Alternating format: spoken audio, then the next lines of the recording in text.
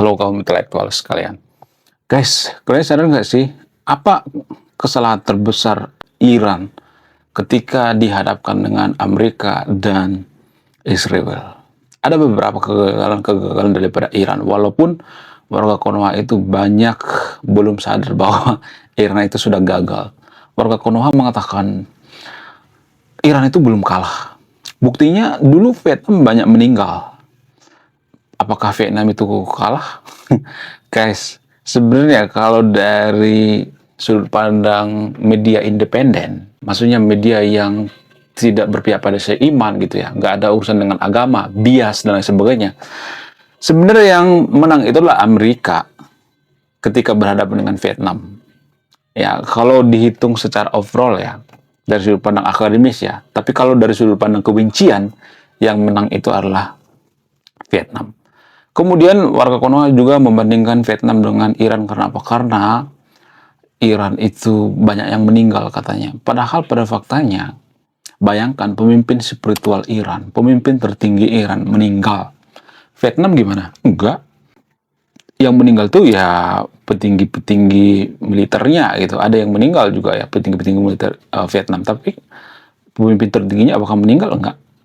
Jadi salah satu kegagalan terbesar daripada Iran itu adalah merelakan Ayatollah Ali Khamenei meninggal. Bukan merelakan sih sebenarnya, lebih kecolongan gitu ya. Iran tidak menduga di menit awal Ayatollah Ali Khamenei meninggal, modiar gitu, tewas gitu. Nah, yang jadi pertanyaan, apa kegagalan terbesar daripada Iran? Jadi ada satu kegagalan terbesar daripada Iran, kalau saya bongkar ini, akan banyak orang Konoha yang kejang-kejang kelonjotan berjamaah. Kenapa? Karena mereka ngotot Iran itu menang. Orang bodoh mana yang masih percaya bahwa Iran itu menang? Coba, orang gila mana coba? Saya tuh nggak habis pikir ya, sungguh di luar nurul gitu ya. Kenapa warga Konoha itu tidak pernah mengakui bahwa Iran itu kalah? Jadi ini berdampak pada kemajuan bangsa kita. Jadi kalau kita tidak mengakui Iran itu kalah, maka Konoha akan the next Iran. Ini ada skenario besar guys, tanpa kita sadari. Saya sudah mencium skenario itu. Sehingga warga Konoha tidak mengakui Iran kalah. Kemudian apalagi ya, jadi ada satu hal yang ditutupi oleh warga Konoha, sehingga mereka tidak mau mengakui kehebatan daripada Amerika dan Israel. Padahal pada faktanya yang menang itu Israel dan yang kalah itu Iran. Apa itu faktanya? Faktanya adalah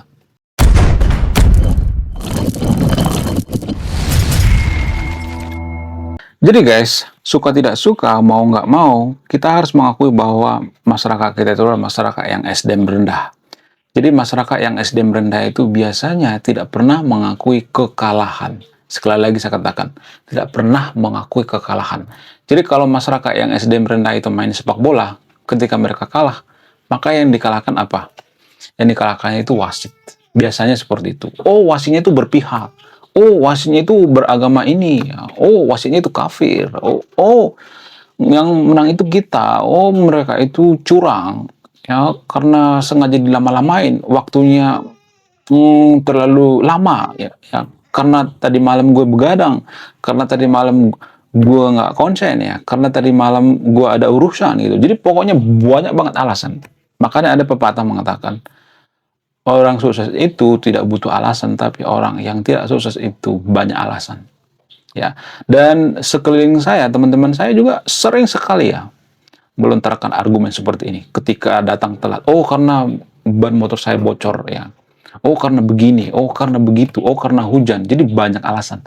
Jadi negara yang SDM rendah itu banyak alasan. Negara yang cerdas, negara yang maju biasanya nggak butuh alasan. Ya, mereka nggak menerima alasan. Nah, yang jadi pertanyaan, kenapa kita tidak mengakui kemenangan Amerika dan kemenangan Israel? Apa alasannya? Karena kita tidak pernah mengakui kekalahan. Kita harus mengakui bahwa masyarakat itu SDM rendah. Pada faktanya kan seperti itu. Ya, kalau saya ngomong bahwa masyarakat kita itu SDM rendah, banyak itu yang marah-marah gitu ya, kejang-kejang kelonjotan gitu. Kita harus mengakui, saya itu mengakui bahwa masyarakat itu SDM rendah. Kalau kita tidak mengakui masyarakat kita SDM rendah, maka kita tidak akan jadi SDM yang tinggi. Harus mengakui dulu itu. Ya, sama seperti main sepak bola. Yes, ya kita memang bodoh dalam bermain sepak bola. Ya, lawan kita lebih hebat daripada kita. Bukan jurinya yang salah, bukan garisnya yang salah, bukan waktunya yang salah, bukan jurinya yang berpihak dan sebagainya. Enggak. Bukan karena jurinya beragama Kristen, beragama Hindu dan sebagainya. Bukan. Kita harus introspeksi diri. Titik. Pelatih yang bagus tuh harus mengajarkan seperti itu. Pemimpin yang bagus tuh harus mengajarkan seperti itu. Tapi pemimpin di Konoha apakah ada mengajarkan seperti itu? Enggak ada. Yang ada apa? Mengutak-mengutuk gitu. Ya, kerjaan pejabat di Konoha itu mengutak-mengutuk, nggak pernah introspeksi diri. Harusnya introspeksi diri. Kenapa negara kita itu gagal jadi negara maju? Ya harus introspeksi diri karena masyarakat itu bodoh gitu. Kita terlalu malu mengaku bahwa kita masyarakat bodoh gitu. Sama seperti Iran misalnya. Jadi kalau sedikit-sedikit kita mengatakan Iran yang menang, kita nggak akan ada perubahan. Harusnya kalau kita misalnya nih ya introspeksi diri, mengakui bahwa Iran itu ya kalah. Kenapa mereka kalah? Ya karena mereka bodoh. Ya, kenapa mereka bodoh? Ya karena mereka itu terlalu pede dengan kekuatan militer Iran, padahal di menit pertama Ayatollah Ali Khamenei sudah mau tiar meninggal. Ya itu yang susah ya kita akui. Ya, bagaimana dengan Konoha? Konoha itu ya 11-12 dengan Iran gitu. Tanpa kita sadari. Ya dipengaruhi oleh agama juga gitu. Walaupun selama ini kita kata-katain Iran itu Syiah, tapi kalau kita punya musuh yang sama Amerika dan Israel, maka kita akan membela Iran. Iran itu luar biasa, nggak mungkin kalah. Kalau mereka mengaku kekalahan itu, secara tidak langsung yang mereka itu merasa bodoh gitu. Dan ini yang paling susah kalau saya perhatikan. Satu lebih bagus saya ngobrol sama orang yang bodoh daripada orang yang mengaku SDM tinggi padahal SDM rendah gitu. Di Konoha ada banyak seperti itu. Gimana caranya kita mengedukasi orang yang paling sempurna gitu? Gimana kita mengedukasi orang yang merasa bahwa ajarannya paling sempurna, ajarannya paling benar, Iran tidak pernah kalah, Tuhan pasti melindungi Iran dan sebagainya gitu. Padahal faktanya mereka kalah. Harusnya diakui dong ya, biar ada evaluasi. Oh, kesalahan Iran itu di sini. Misalnya, pertama, intelijennya mudah disogok gitu. Kemudian, propaganda Iran itu terlalu berhalusinasi gitu ya. Kemudian, militer Iran itu terlalu berhalusinasi misalnya. Kemudian, pemerintah Iran itu terlalu menjelek-jelekan pemerintah orang lain. Terlalu berisik, terlalu cerewet. Harusnya kan seperti China. China itu bisa jadi negara maju, apakah karena mereka cerewet? Enggak. Mereka bekerja gitu. Ya, mereka memperbaiki diri, mereka introspeksi diri. Kenapa China itu mau introspeksi diri? Kenapa China itu bisa hampir melampaui Amerika? Karena introspeksi diri, apa alasannya?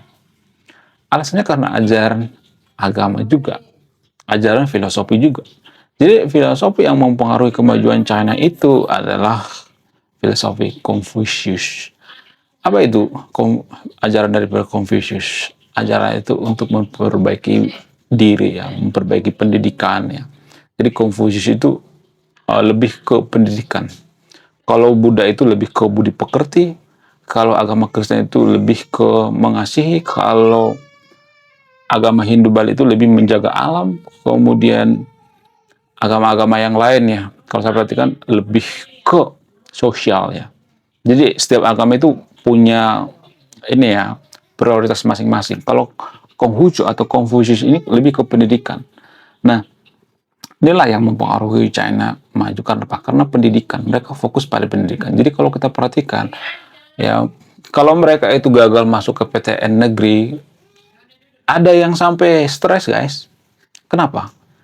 Karena mereka berpikir ya masa depan mereka ditentukan oleh PTN negeri gitu ya. Kalau mereka masuk ke PTN negeri, kalau misalnya mereka masuk ke Tsinghua University misalnya, mereka diakui ya, bukan hanya diakui tapi kualitasnya juga beda banget gitu ya. Itu tanpa kita sadari. Tapi apakah warga Konoha seperti itu? Enggak. Warga Konoha itu berlomba jadi pemuka agama gitu. Karena apa? Karena pemuka agama itu dianggap cepat bisa kaya gitu ya. Makanya saya tuh ya selalu mengatakan pemuka agama itu nggak boleh minta bayaran sama umatnya. Nggak boleh. Kenapa? Karena orang-orang akan berlomba-lomba jadi pemuka agama dan berlomba-lomba akan menjelekkan umat lain. Karena di Konoha itu semakin kita menjelekkan umat lain itu biasanya semakin cepat viral gitu ya. Cuman cepat viral gitu dan diundang di mana-mana. Ketika diundang di mana-mana bayarannya tinggi gitu. Jadi pemuka-pemuka agama itu selalu ngejek agama lain itu bukan karena kemauan mereka sendiri juga sih sebenarnya. Karena tuntutan gitu ya. Karena banyak warga Konoha yang pengen seperti itu. Kenapa ada pemuka agama yang ngejelek-jelekin agama lain? Ya karena warga Konoha ada yang pengen seperti itu. Ya ada yang suka gitu. Jadi kalau misalnya ada produk, ya kenapa ada produk? Karena ada yang suka kan. Kalau nggak ada yang suka ngapain ada produk gitu. Ya kan? Itu secara logis guys, tampaknya secara logika ya. Menurut kalian gimana? Coba tulis kolom komentar ya. Saya tidak akan berpihak di video ini. Anda yang memutuskan. Kemudian kegagalan terbesar daripada Iran itu adalah mereka memasukkan unsur-unsur dogmatis ke pendidikan. Itu nggak boleh guys. Kalau kita memasukkan unsur-unsur dogmatis ke pendidikan itu sangat-sangat keliru sekali.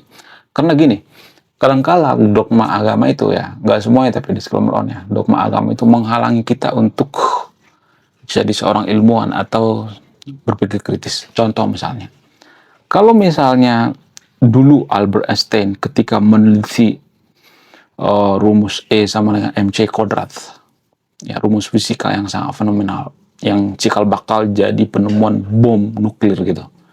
Nah, ketika Albert Einstein menemukan rumus itu, ya lalu dia misalnya nih dipengaruhi oleh dogma agama. Ngapain sih gue harus mikirin rumus ini? Apa untungnya? Kan sudah semuanya kehendak Tuhan gitu. Ngapain gue mikirin repot-repot? Nanti iman gue lemah.